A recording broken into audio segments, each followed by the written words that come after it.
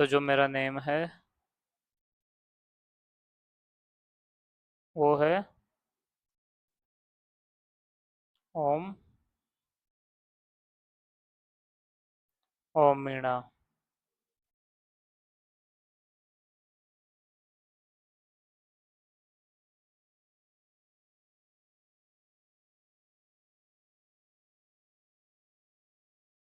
तो मेरा नेम है ओम मीणा।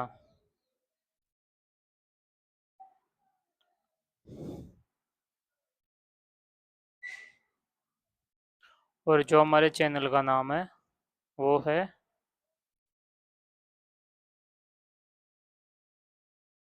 ओम ओमेडू। तो ये है अपने चैनल का नाम। तो इस चैनल पे इंग्लिश से रिलेटेड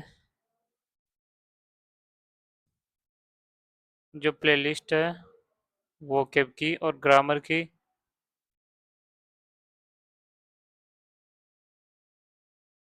उसके PYQ एनालिसिस ग्रामर और वोकैब की PYQ एनालिसिस करवा रखा हूँ। इसके साथ में करंट अफेयर के और जीके के इंपॉर्टेंट टॉपिक्स के PYQ एनालिसिस करवा रखा हूँ, जहाँ से जाके तुम देख सकते हो कि कौन सा टॉपिक है वो इम्पोर्टेंट है और कौन सा टॉपिक है जो इम्पोर्टेंट नहीं है।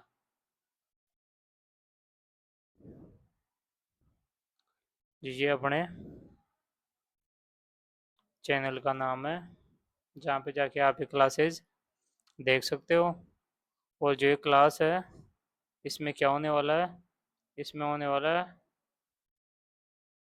31 question of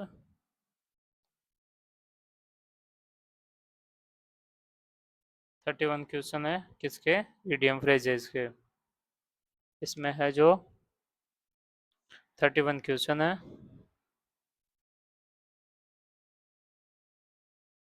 EDM and phrases के, ईडीएम्स के। जो 30 क्वेश्चन हो किसके, ईडीएम्स के।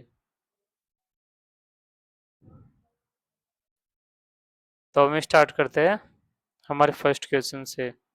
अगर आपको इससे रिलेटेड बुक्स या नोट्स चाहिए तो उसका लिंक मैं नीचे डिस्क्रिप्शन में दे दिया हूँ, जहाँ से जाके आप बुक डा परचेज कर सकते हो और अपने स्टडी को कंटिन्यू कर सकते हो। तो अब हम स्टार्ट करते हैं जो है फर्स्ट क्वेश्चन हमारा ईडीएम फ्रेजेस का। और एक इसमें स्टेनोग्राफर 2024 में टीयर 1 में पूछा हुआ क्वेश्चन है। तो जो फर्स्ट क्वेश्चन है इसमें क्या पूछ रखा है कि गोज हार्ड का मीनिंग क्या होता है। तो जो गोज हार्ड होता है, गोज हार्ड का मीनिंग होता है to be difficult. Goes hard का मतलब किस, इसको, हाँ जो हम ईडीएम्स के बारे में बात करते हैं कि ईडीएम्स क्या है।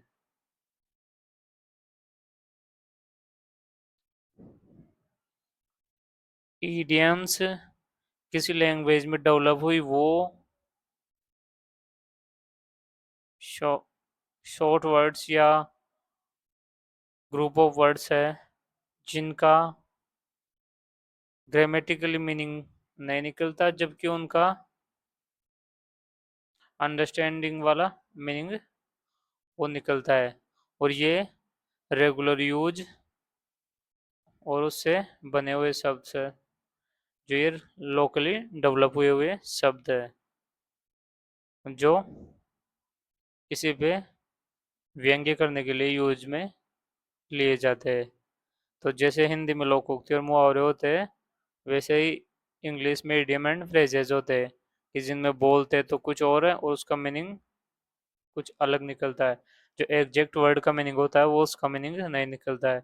जैसे कि अगर आप ये फर्स्ट क्वेश्चन देखो कि गोज हार्ड, अब गोज हार्ड का मतलब किस, कुछ हार्ड चल रहा है, तो इसका एग्जैक्ट कुछ भी मीनिंग नहीं है। लेकिन जब इसका मीनिंग देखेंगे तो ये देखेंगे कि कुछ है जो डिफिकल्ट है या कुछ डिफिकल्ट है, तो टू बी डिफिकल्ट इसका मीनिंग है। ये होता है इडियम फ्रेजेस का। तो अब हम देखते हैं जो हमारा सेकंड क्वेश्चन है वो, कि जो सेकंड क्वेश्चन है इसमें ये पूछ रखा है कि इसमें सेंटेंस दे रखा है और नीचे ऑप्शन दे रखा है, इनमें से इसमें इडियम भरना है। तो इसमें ये कि extreme inflation in the country has led to a hike in the price of day to day commodities, it has made it difficult to, कि इसका जो अगर हम एक्सप्लेन देखें कि ये इसका मीनिंग क्या है, जो सेंटेंस दे रखा है इसका, तो इसमें ये दे रखा है कि जो इन्फ्लेशन है जिससे महंगाई की रेटें बढ़ रही है, इसकी वजह से जो लोगों को है वो keep body and soul together रखने में दिक्कत आ रही है, कि जो रोजी रोटी कमाने में भी बहुत ज़्यादा दिक्कत हो रही है।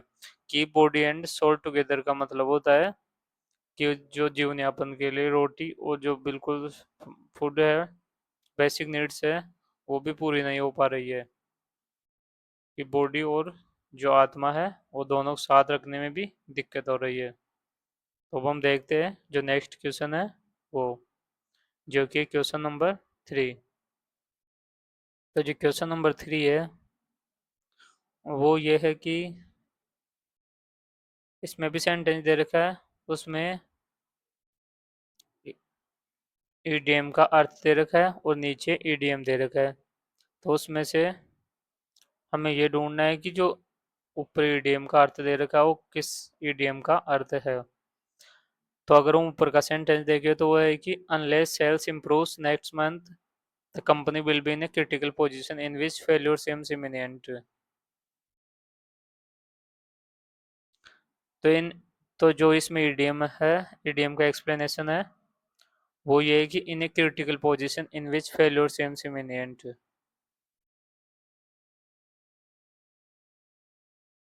तो इसका जो आंसर है वो है अप अगेंस्ट द वॉल। इसका मतलब ये है कि जो फेल्योर्स है वो इमिनेंट है। तो अब हम देखते हैं नेक्स्ट क्वेश्चन, जो कि क्वेश्चन नंबर 4। तो जो क्वेश्चन नंबर 4 है वो ये है कि your guess is as good as mine. इसका मतलब ये है कि जो आपका गैस या तुक्का है, जो आप आइडिया लगा रहे हो वो वैसा ही है जैसा कि मेरा है। इसका मतलब है कि आप भी किसी चीज़ के बारे में इतना ही जानते हो जितना मैं जानता हूँ, या किसी चीज़ के बारे में दोनों कुछ नहीं जानते हैं, उन दोनों के पास कोई आइडिया नहीं है। तो जो इसका राइट आंसर है वो होगा बी, कि to have no idea of the answer, कि आंसर का आइडिया न होना इसका मीनिंग है। Your guess is as good as mine का आंसर वो क्या है। तो जो ईडियम्स को लर्न करने का तरीका है, ईडियम्स को या पूरे वोकेब को देखे तो उसको लर्न करने का एक ही तरीका है, रिपीटेशन। अब रिपीटेशन चाहे आप बुक्स में डेली रीड करके करो, या वीडियो क्लासेस देख के अंडरस्टैंडिंग के साथ में करो, या कैसे भी करो, कि जितने ज़्यादा रिपीटेशन होगा उतने ज़्यादा अपने को वो याद रहेंगे और उनका एग्जैक्ट आंसर रिकॉल हो पाएगा। Selection equal to repetition. अगर हम सिलेक्शन का प्रोसेस देखें तो रिपीटेशन को आप रिवाइज भी बोल सकते हो। Selection equal to repetition, repetition या रिवाइज।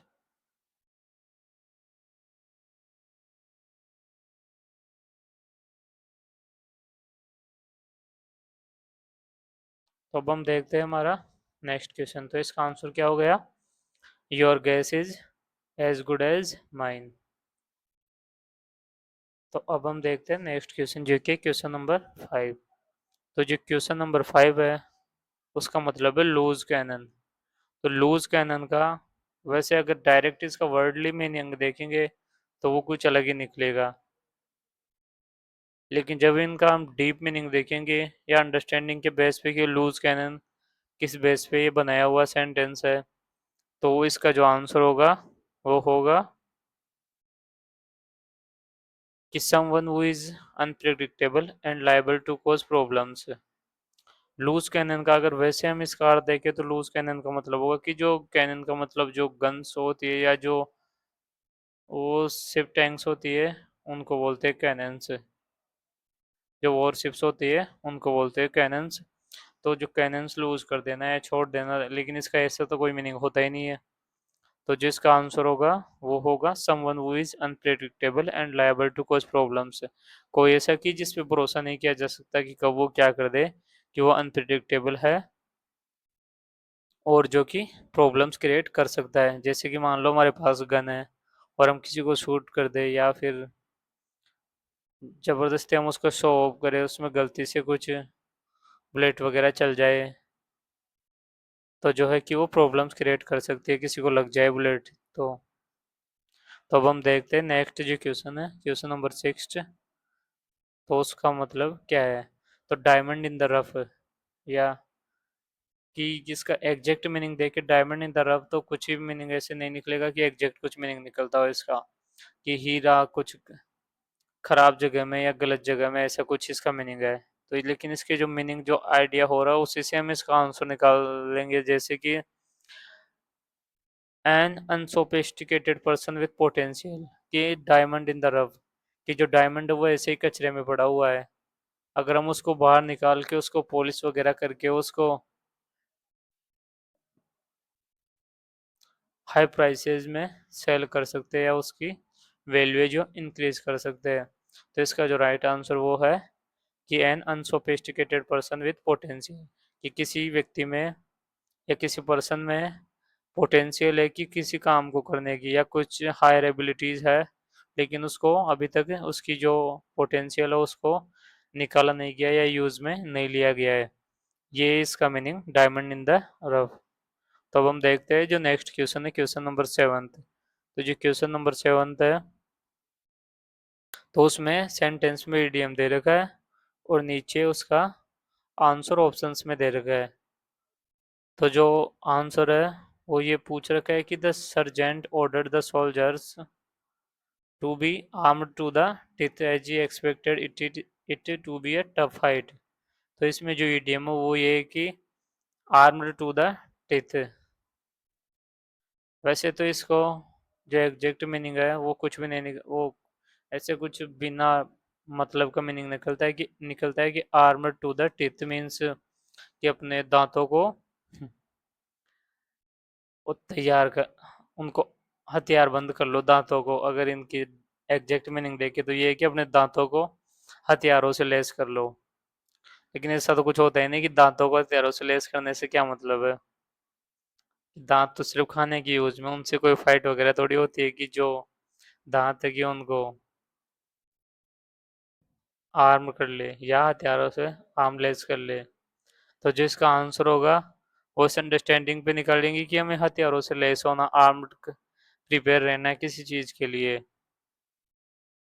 तो जिसका आंसर होगा वो होगा डी, कि वेल इक्विप्ड और प्रिपेयर्ड, कि सारे जितने भी इक्विपमेंट्स है वो सारे लेके तैयार रहना हमें और प्रिपेयर्ड रहना है। तो ये इसका आंसर हो गया जो कि इसका मीनिंग से निकला है।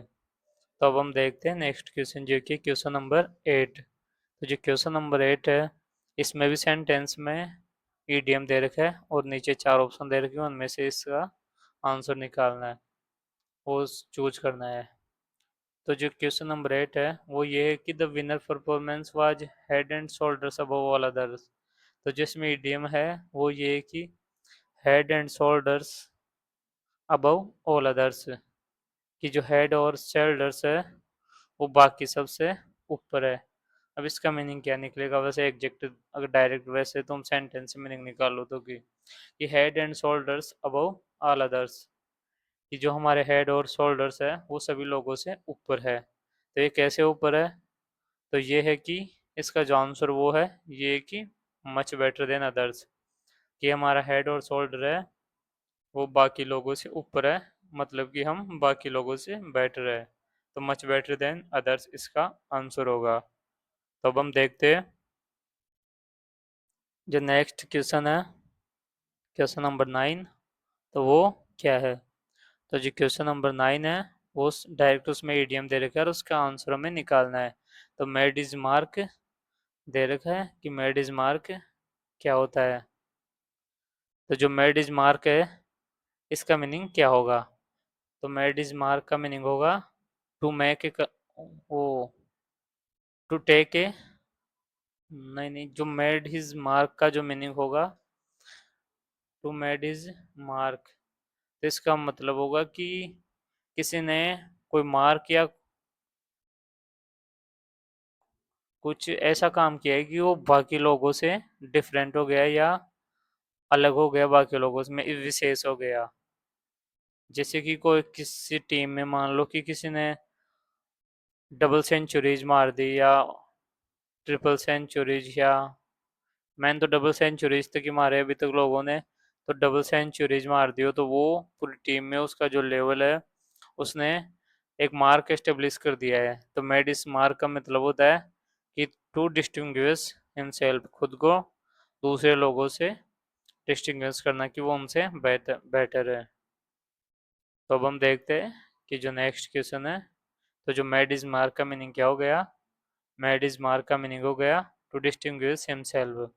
हाँ, अगर रिपीटेशन के लिए मैंने बोला है कि आपको कि जो रिपीटेशन से वर्ड्स याद होते हैं, तो उसको हम ये बोल सकते हैं कि हम एक सेंटेंस को तुम अपने बेसिस पे जिस वीडियो को जब देख रहे हो, तो एक सेंटेंस को तुम 5 टाइम्स रिवाइज कर सकते हो, 5 टाइम्स रिपीट एक सेंटेंस को बोलते टाइम। अगर मैं बोलूंगा तो वीडियो बहुत लंबा हो जाएगा, जैसे कि मेड इज मार्क का मीनिंग होता है to distinguish himself, made is mark का रिपीट, ओ मेड इज मार्क का मीनिंग होता है to distinguish himself, made is mark का मतलब होता है to distinguish himself, made is mark का मतलब होता है टू डिस्टिंग्विश हिमसेल्फ। जो मेड इज मार्क है उसका मीनिंग होता है टू डिस्टिंग्विश हिमसेल्फ। तो हम ट्राई करते हैं, देखिए कि इस वीडियो में जो 5 टाइम्स रिकॉल पर, जो एवरी वो प्रत्येक क्वेश्चन है उसको हम रिकॉल करते हैं, देखिए रिपीट करते हैं। तो जो हमारा नेक्स्ट क्वेश्चन है, क्वेश्चन नंबर 10, तो उसका जो मीनिंग है, वो जो क्वेश्चन है वो ये है कि मिल्क ऑफ ह्यूमन काइंडनेस, कि मिल्क ऑफ ह्यूमन काइंडनेस का, तो इसका वैसे तो एग्जैक्टली कोई मीनिंग नहीं है कि मिल्क ऑफ ह्यूमन काइंडनेस का कुछ मीनिंग निकलता हो, लेकिन जो इसका आंसर वो है कंपैशन, कि जो कंपैशन को मिल्क ऑफ ह्यूमन काइंडनेस बोला गया है, कि ह्यूमन काइंडनेस का जो मिल्क है वो है कंपैशन। तो हम इसको याद कर लेते हैं कि इसको 5 टाइम रिपीटेशन कर लेते हैं, जैसे कि 3, 4 एंड 5, कि मिल्क ऑफ ह्यूमन काइंडनेस का मीनिंग क्या होता है, कंपैशन, कि जो मिल्क ऑफ ह्यूमन काइंडनेस का मतलब क्या होता है, कंपैशन, कि जो मिल्क ऑफ ह्यूमन काइंडनेस का मीनिंग क्या होता है, कंपैशन, कि जो मिल्क ऑफ ह्यूमन काइंडनेस का मतलब क्या होता है, उसका मतलब होता है कंपैशन। और जो 5 टाइम है वो उसका में, जो मिल्क ऑफ ह्यूमन काइंडनेस का मतलब क्या होता है, वो होता है कंपैशन। तो ये हो गया इसका 5 टाइम रिपीटेशन। अब हम देखते हैं नेक्स्ट क्वेश्चन। तो जो नेक्स्ट क्वेश्चन है वो है क्वेश्चन नंबर 11। तो जो क्वेश्चन नंबर 11 है उसमें जो ईडीएम है उसका मीनिंग दे रखा है, और नीचे जो 4 ऑप्शन दे रखा है उनमें से हमें ईडीएम निकालना है। तो जो क्वेश्चन नंबर 11 है उसमें जो सेंटेंस दे रखा है वो रीड करते हैं हम एक बार, जैसे कि today managers meeting has given me a lot to think about as I decided whether or not to stay with this company। तो जो टुडे मैनेजर्स मीटिंग, तो इसमें जो ईडीएम का मीनिंग है वो है a lot of think about as, कि जो a lot of think about, a lot of think about, तो इसका जो ईडीएम है वो क्या है, कि फूड फॉर थॉट, कि जो फूड फॉर थॉट है उसका मीनिंग क्या होता है, a lot to think about, कि जो थॉट के लिए फूड वो क्या है, कि जिसके बारे में हमें बहुत कुछ सोच सके। तो अब हम इसका रिपीटेशन देख लेते हैं, जैसे कि 1, 2, 3, 4 एंड 5। तो हम वर्ड्स ना लिख के ऐसे 5 डॉट्स लिख लेते हैं और उतने टाइम पे रिकॉल कर लेते हैं, कि जैसे कि फूड ऑफ थॉट्स का मीनिंग क्या होगा, वो फूड फॉर थॉट का मीनिंग क्या होगा? उसका मीनिंग होगा ए lot of think about. Food for thought का मीनिंग क्या होगा? ए lot of think about. Food for thought का मीनिंग क्या होगा? ए lot of think about. Food for thought का मीनिंग क्या होगा? ए lot of think about. Food for thought का मीनिंग क्या होगा? ए lot of think about. Food for thought का मीनिंग क्या होगा? ए लॉट ऑफ थिंक अबाउट। तो अब हम देखते हैं नेक्स्ट क्वेश्चन, जो कि क्वेश्चन नंबर 12 है। तो जो क्वेश्चन नंबर 12 है, वो उसको देखे, तो उसमें जो सेंटेंस दे रखा है, उसमें ईडीएम का मीनिंग दे रखा है और नीचे ऑप्शंस में ईडीएम दे रखा है। तो जो 12 है, उसमें जो आंसर दे रखा है वो दे रखा है मैन ऑब्स्टेकल्स, कि जो मैन ऑब्स्टिकल है फॉर द कंपनी ग्रोथ की, वो क्या है? Lack of funds. तो जो मैन ऑब्स्टिकल है, वो उसका इनमें से जो ईडीएम है वो क्या है? तो जो उसका ईडीएम है वो है स्टम्बलिंग ब्लॉक, कि ऐसी कुछ ब्लॉक जो रोक रहा है किसी चीज को। तो जो उसका मीनिंग है वो है स्टम्बलिंग ब्लॉक। तो अब हम देखें इसको, कि स्टम्बलिंग ब्लॉक उसका मतलब है। तो हम इसको रिकॉल करें, रिपीट करें, कि जो स्टम्बलिंग ब्लॉक का मीनिंग क्या होता है? स्टम्बलिंग ब्लॉक का मीनिंग होता है मैन ऑब्स्टेकल। स्टम्बलिंग ब्लॉक का मीनिंग क्या होता है? Man obstacle. जो स्टम्बलिंग ब्लॉक का मीनिंग क्या होता है? Man obstacle. ऑब्स्टिकल। तो स्टम्बलिंग ब्लॉक का मीनिंग क्या होता है? Man obstacle. तो स्टम्बलिंग ब्लॉक का मीनिंग क्या होता है? Man obstacle. तो ये हो गया इसका रिपीटेशन 5 टाइम्स। अब हम देखते हैं नेक्स्ट क्वेश्चन, जो कि क्वेश्चन नंबर, तो ये उनके सॉल्यूशंस है, जो 1 से 12 तक के क्वेश्चन है। ये हो गए इनके सॉल्यूशंस, जो कि यहाँ पर अवेलेबल है।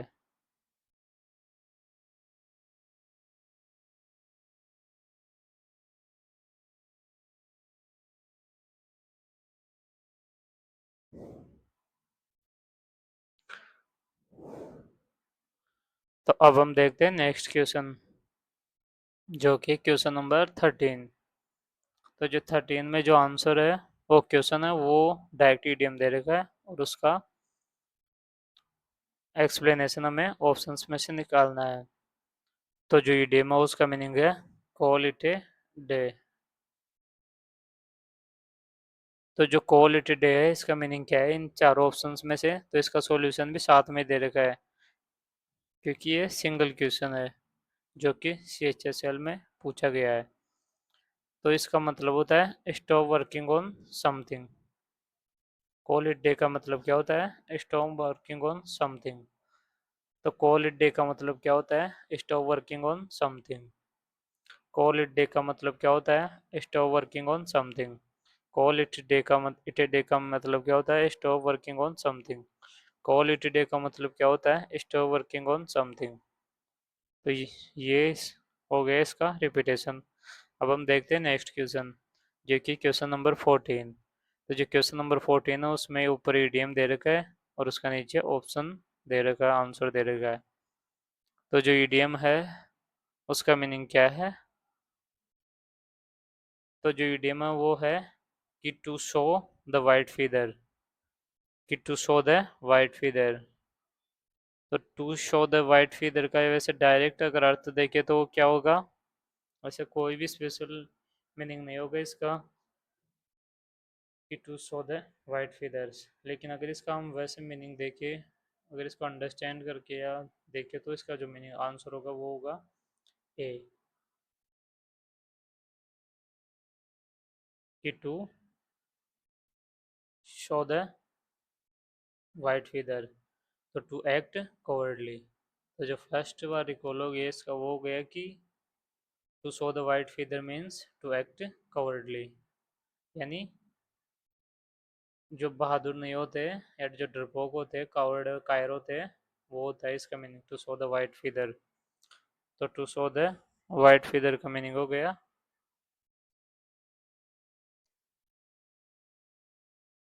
To show the white figure का मीनिंग हो गया to act cowardly. To show the white figure का मीनिंग हो गया to act cowardly. To show the white figure का मीनिंग हो गया to act cowardly. To show the white figure का मीनिंग हो गया टू एक्ट कावर्डली।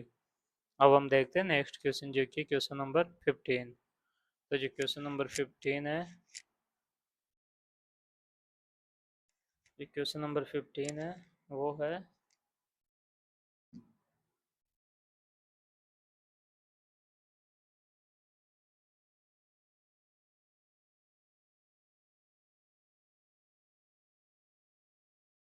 कि इसमें सेंटेंस दे रखा है, उसमें आंसर दे रखा है, ओ मीनिंग दे रखा है, और नीचे ईडीएम दे रखा है। तो हमें जो मीनिंग है उससे हमें ईडीएम फाइंड आउट करना है। तो जो मीनिंग है वो ये कि ईट इन लार्ज क्वांटिटी। तो ईट इन लार्ज क्वांटिटी का मतलब क्या होगा? तो ईट इन लार्ज क्वांटिटी का मतलब होगा, जो ईडीएम होगा वो ये होगा कि ईट लाइक ए हॉर्स। अब हम इसका रिपीटेशन देखें तो, कि ईट लाइक ए हॉर्स। तो ईट लाइक ए हॉर्स का मीनिंग होगा ईट इन लार्ज क्वांटिटी। तो ईट लाइक हॉर्स का मीनिंग होगा ईट इन लार्ज क्वांटिटी। तो ईट लाइक हॉर्स का मीनिंग होगा eat in large quantity.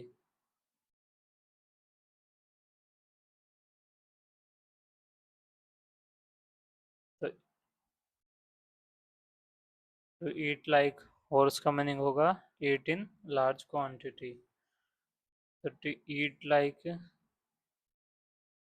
Horse का मीनिंग होगा to eat in large quantity. तो अब हम देखते हैं जो नेक्स्ट क्वेश्चन है वो। तो जो नेक्स्ट क्वेश्चन है वो है क्वेश्चन नंबर 16, और इसमें जो ईडीएम का मीनिंग है वो दे रखा है, और नीचे इसका ईडीएम पूछ रखा है। तो जो ईडी नीचे जो सेंटेंस में जो मीनिंग दे रखा है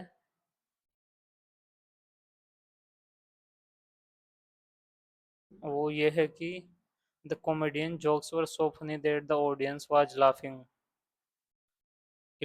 अनकंट्रोलेबली।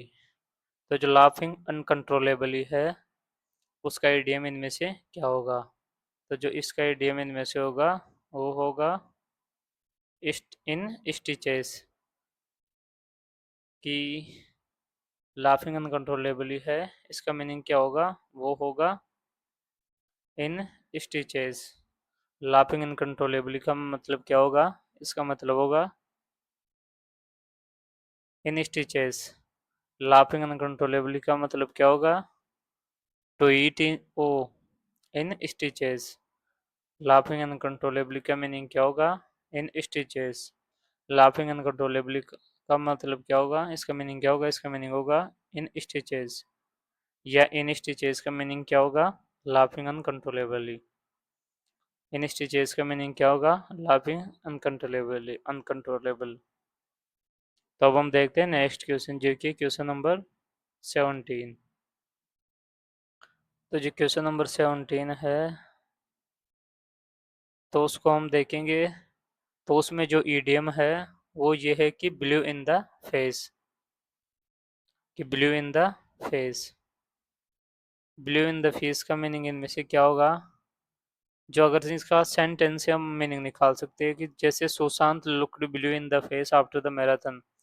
तो मैराथन होती है लॉन्ग रनिंग। तो जो लॉन्ग रनिंग के बाद में जो उसका फेस है सुशांत का, वो कैसा हो गया?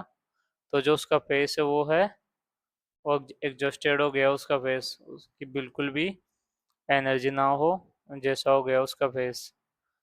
तो ब्लू इन द फेस का मीनिंग होता है exhausted. Blue in the face का मीनिंग क्या होगा? ब्लू इन द फेस का मीनिंग होगा एग्जॉस्टेड, कि बिल्कुल थका हुआ है बिल्कुल।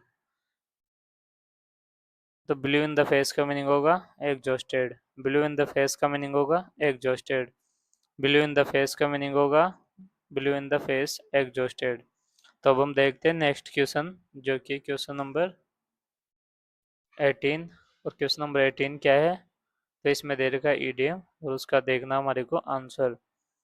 तो like a bat out of hell, तो जो ईडियम है वो ये है कि ये थोड़ा अनकॉमन ईडियम फ्रेज है जिसका मीनिंग है like a bat out of hell. तो जो like a bat out of hell है, इसका मीनिंग क्या है? इसका मीनिंग है वेरी फास्ट एंड वाइल्डली। तो इसका रिपीटेशन देखिए कि like a bat out of hell का मीनिंग होगा very fast and wildly. Like a bat out of hell का मीनिंग होगा वेरी फास्ट एंड लाउडली, वो वेरी फास्ट एंड वाइल्डली।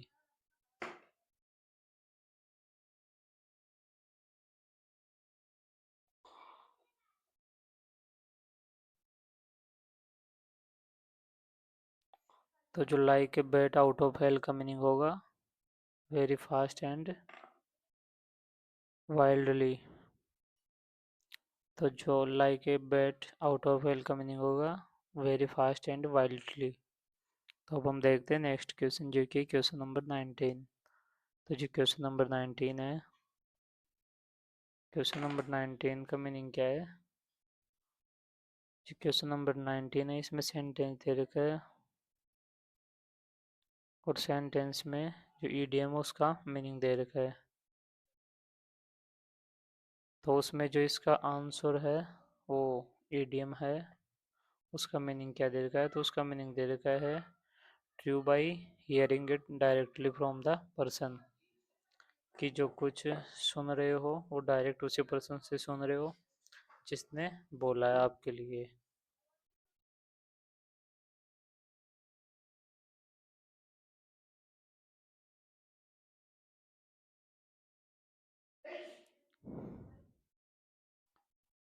तो जो इसका मीनिंग होगा वो ईडियम होगा। तो इसका ईडियम होगा straight from the horse mouth, कि true by hearing it directly from the person involve and from by manager.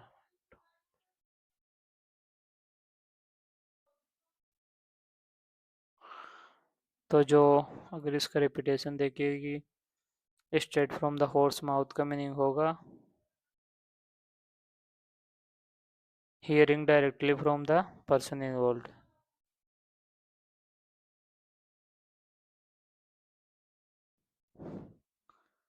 Hearing directly from the person involve, इसका मीनिंग होगा straight from the horse mouth. Straight from the horse mouth का meaning होगा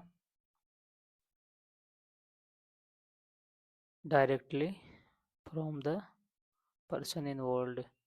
straight from the horse mouth का meaning होगा directly from the person involve. Straight from the horse mouth का meaning होगा directly from the person involve. अब हम देखते हैं नेक्स्ट क्वेश्चन जो कि क्वेश्चन नंबर 20। जो क्वेश्चन नंबर 20 है उसमें भी ऊपर सेंटेंस में उसका मीनिंग दे रखा है और नीचे ईडियम दे रखा है। तो जो ऊपर ईडियम है वो मीनिंग है वो ये है कि most women are facing the same problem when it comes to job satisfaction because of the pay parity in the institutions। तो फेसिंग द सेम प्रॉब्लम का इनमें से कौन ईडीएम क्या होगा? तो फेसिंग द सेम प्रॉब्लम का ईडीएम इनमें से होगा इन द सेम बोट। तो इन द सेम बोट का मीनिंग क्या होगा? Facing the same problem. तो इन द सेम बोट का मीनिंग क्या होगा? Facing the same problem. In the same boat का मीनिंग क्या होगा? Facing the same problem. In the same boat का मीनिंग क्या होगा? Facing the same problem. In the same boat का मीनिंग क्या होगा? Facing the same problem. अब हम देखते हैं नेक्स्ट क्वेश्चन जो कि क्वेश्चन नंबर 21। तो जो क्वेश्चन नंबर 21 है उसमें सेंटेंस में या क्वेश्चन में ईडियम दे रखा है और नीचे उसका आंसर हमें ऑप्शंस में से देना है। तो जो ईडीएम है वो ये है कि hold someone's feet to the fire. तो इसका जो मीनिंग होगा वो होगा insist that someone fulfill their promises or obligations। hold someone's feet to the fire का मीनिंग होगा hold someone's feet to the fire का मीनिंग होगा insist that someone fulfill their promise or obligation। hold someone's feet to the fire का meaning होगा insist that someone fulfill their promises or obligations। तो hold someone's feet to the fire का meaning होगा insist that someone fulfill their obligation and promises।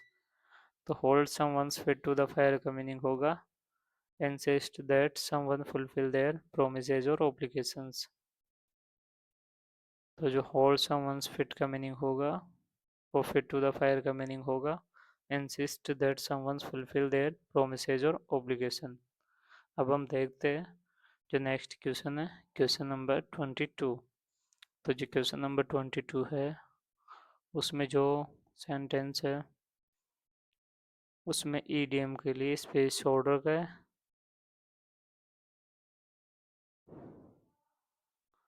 तो उसमें हमें देखते हैं कि इनमें से कौन सा ईडीएम है जो उसमें सेट होगा। तो वी हियर द जज फ्रॉम देयर ओ ओ वो ब्रैकेट क्या space that only CNG buses should run in Delhi. तो जो इसका आंसर वो है आइवरी आइवरी टावर। तो आइवरी टावर वो सिचुएशन हो गई जो किसी पर्टिकुलर पर्सन की इमेजनरी थिंकिंग से रिलेटेड हो, उसका रियल प्रैक्टिकल लाइफ से कोई रिलेशन नहीं हो। जैसे किसी कोई बंदा प्रैक्टिकली वो इमेजिनली इमेजिनरी रूप से किसी कुछ प्रतिक्रिया या कुछ थिंग्स बना ले अपनी, लेकिन रियलिटी में ऐसा पॉसिबल ना हो या कम हो उस चीज़ के चांस, तो उसको बोलते हैं आइवरी टावर।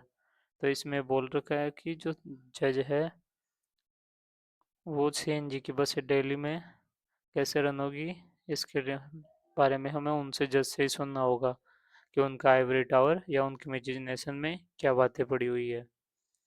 तो आइवरी टावर का मतलब क्या हो गया कि किसी की इमेजिनरी थिंकिंग या इमेजिनरी थिंकिंग, हाँ, जिसका प्रैक्टिकल लाइफ सिचुएशन से कोई रिलेशन ना हो।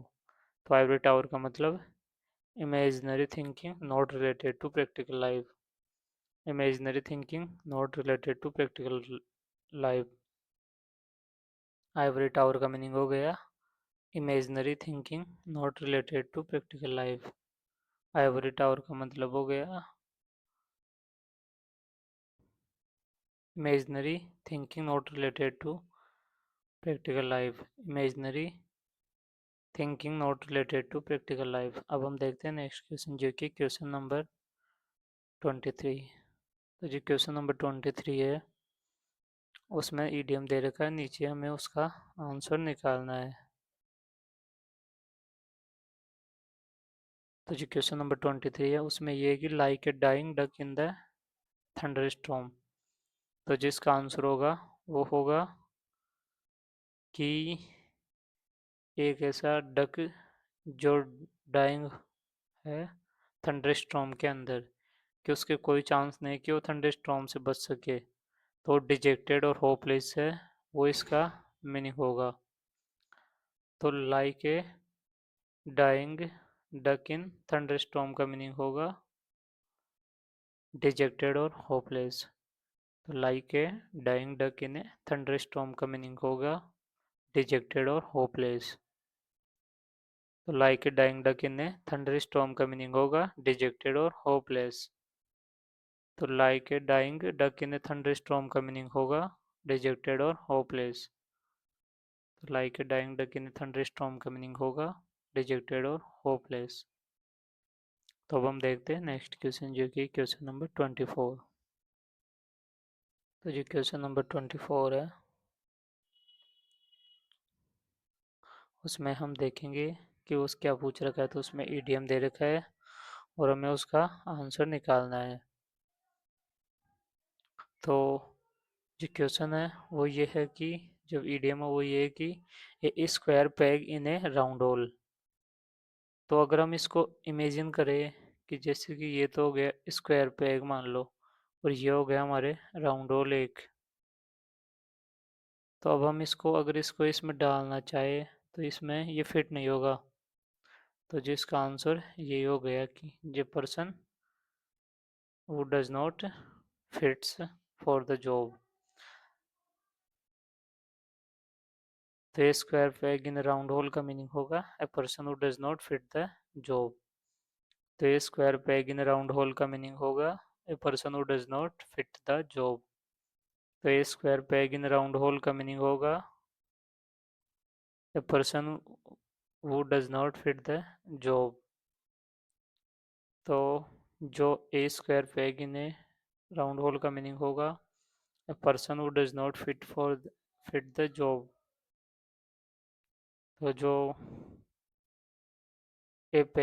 ए square peg in round hole का मीनिंग होगा a person who does not fit for the job. अब हम देखते हैं क्वेश्चन नंबर, जो नेक्स्ट क्वेश्चन है क्वेश्चन नंबर 25। तो जो क्वेश्चन नंबर 25 है,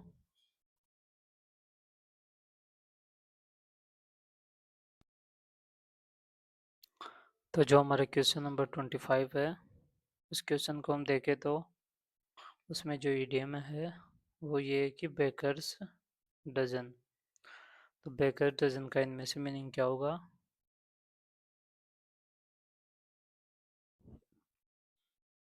तो बेकर डजन का इनमें से मीनिंग होगा 1 यूनिट एक्स्ट्रा विथ 1 डजन।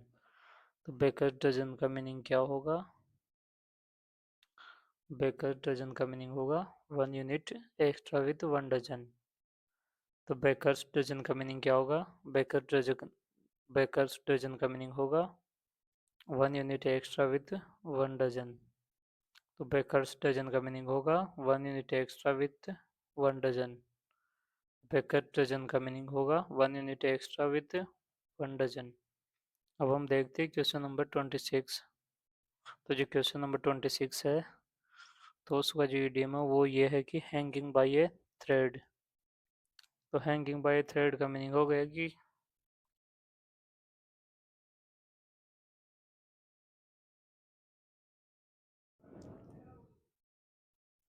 कि जैसे किसी धागे से लटकना। तो ऐसी सिचुएशन हो गई कि जो बहुत ही, जैसे मान लो कि हम कहीं पे लटक जाए और धागे से लटक रहे हैं। तो ऐसी सिचुएशन हो गई जैसे कि हम मरने के बहुत ही करीब है। तो वो हो गई डाइंग सिचुएशन और रिजल्ट इन बैड आउटकम। तो जिसका आंसर हो गया वो हो गया हैंगिंग बाय थ्रेड का मीनिंग हो गया to be perilously close to failing और डाइंग और resulting in a bad outcome. तो जो हैंगिंग बाय थ्रेड का मीनिंग हो गया to be perilously close to failing, dying और resulting in a bad outcome. तो जो हैंगिंग बाय थ्रेड का मीनिंग हो गया to be perilously close to failing, dying और resulting in a bad outcome. तो हैंगिंग बाय थ्रेड का meaning हो गया to be perilously close to failing, dying और resulting in a bad outcome. अब हम देखते हैं नेक्स्ट क्वेश्चन जो कि क्वेश्चन नंबर 27। तो जो क्वेश्चन नंबर 27 है उसमें जो ईडीएम का मीनिंग दे रखा है और जो नीचे ऑप्शन है उनमें ईडीएम दे रखा है। तो जो इसमें ईडीएम है वो ये है कि particular part of a town और कंट्री। तो particular part of a town और कंट्री, तो इसका जो मीनिंग होगा वो ईडीएम होगा वो होगा नेक ऑफ द वुड। कि नेक ऑफ द वुड्स, कि नेक ऑफ द वुड्स का मीनिंग क्या होगा? नेक ऑफ द वुड्स का मीनिंग होगा particular part of a town और country. Neck of the woods का मीनिंग होगा पर्टिकुलर पार्ट ऑफ टाउन और कंट्री। तो नेक ऑफ द वुड्स का मीनिंग होगा particular part of a town और कंट्री। तो नेक ऑफ द वुड का मीनिंग होगा particular part of a part of the country. अब हम देखते हैं जो क्वेश्चन नंबर 28 है वो ईडीएम है टू लुक ब्लैक। तो इसका जो मीनिंग होगा वो होगा टू सीम अनफेवरेबली। तो टू लुक ब्लैक का मीनिंग क्या होगा? टू लुक ब्लैक का मीनिंग होगा टू सीम अनफेवरेबली। तो टू लुक ब्लैक का मीनिंग क्या होगा? इसका मीनिंग होगा to seem unfavourably. To look black का मीनिंग क्या होगा? To seem unfavourably. To look black का मीनिंग होगा to seem unfavourably. To look black का मीनिंग होगा टू सीम अनफेवरेबली। अब हम देखते हैं नेक्स्ट क्वेश्चन, जो कि क्वेश्चन नंबर 29। तो जो क्वेश्चन नंबर 29 है, उसमें जो ईडीएम नीचे ऑप्शंस में दे रखा है और उसका आंसर ऊपर दे रखा है।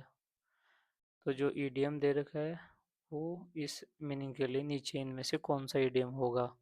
तो लिमिट ऑफ हर पेशेंस। तो लिमिट ऑफ हर पेशेंस का इनमें से जो ईडीएम है वो कौन सा होगा?